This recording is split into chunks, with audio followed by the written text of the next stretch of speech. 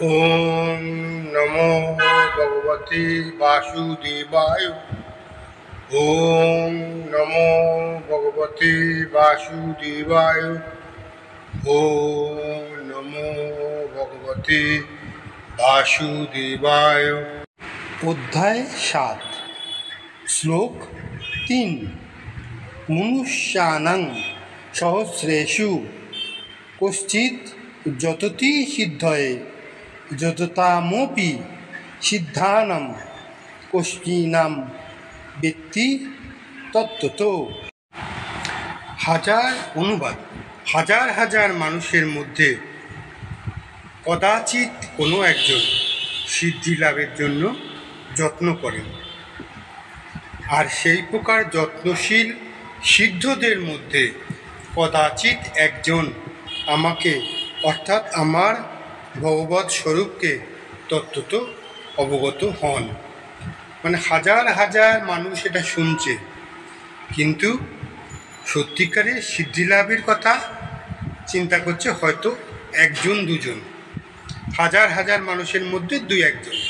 আবার তার মধ্যেও ওই যারা তত্ত্বত যত্নশীল হচ্ছে তার মধ্যেও ভগবানকে, ভগবানের স্বরূপকে সত্যিকারের জানতে অবগত হন ওই দুই একজন।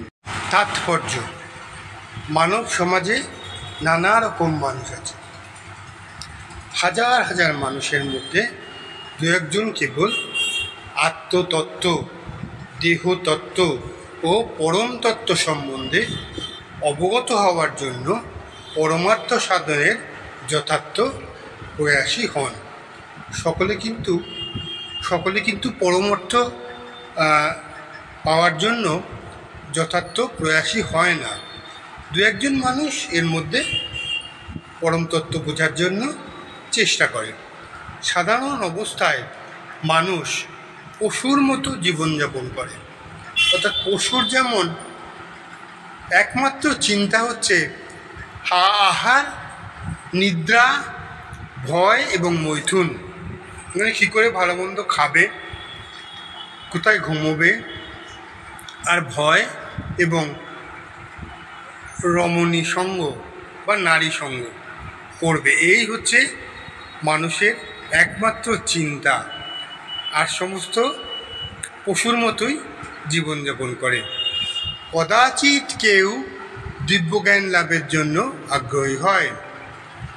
গীতার প্রথম ৬ অধ্যায়ের প্রয়োজনীয়তা কেবল সেই সাধকেরই আছে যারা আত্মজ্ঞান তথা পরমাত্মজ্ঞান লাভের জন্য জ্ঞানযোগ, ধ্যানযোগ, বিবেক, বুদ্ধি আদি আত্মানুভূতির মার্গ অনুগমন করেন। কিন্তু এই যে ধ্যানযোগ, বিবেক বুদ্ধি, জ্ঞানযোগ ইত্যাদি, এগুলো থেকে কৃষ্ণের রূপকে কেউ জানতে পারে না। সত্যিকারের কৃষ্ণ ভাবনা না থাকলে, কৃষ্ণ ভাবনাময় ভক্তরাই কেবল কৃষ্ণকে জানতে পারেন। অন্য আধ্যাত্মবাদীরা নির্বিশেষ ব্রহ্মজ্ঞান লাভ করতে পারে, কারণ তা কৃষ্ণকে উপলব্ধির চেয়ে অনেক সহজ। শ্রীকৃষ্ণ পরম পুরুষোত্তম, কিন্তু সেই সঙ্গে তিনি ব্রহ্ম ও পরমাত্মা জ্ঞানেরও অতীত। অর্থাৎ নির্বিশেষ ব্রহ্মবাদীদের যে জ্ঞানটা থাকে সেটা হচ্ছে একমাত্র ভগবানের দেহনিশ্চিত আলো, নির্বিশেষ ব্রহ্ম। তাকে কিন্তু কৃষ্ণকে সঠিকভাবে জানা যায় না। যোগীরা ও জ্ঞানীরা কৃষ্ণকে উপলব্ধি করতে তাই বিভ্রান্ত হয়ে যান। যদিও নির্বিশেষবাদীদের অগ্রগণ্য শ্রীপাদ শঙ্করাচার্য তার গীতার ভাষ্যে স্বীকার করে গেছেন যে কৃষ্ণ হচ্ছেন পরম ব্রহ্ম, স্বয়ং ভগবান, কিন্তু তবুও তার অনুগামীরা কৃষ্ণকে ভগবান বলে মানতে চায় না, কারণ কৃষ্ণকে উপলব্ধি করা খুবই দুঃসাধ্য।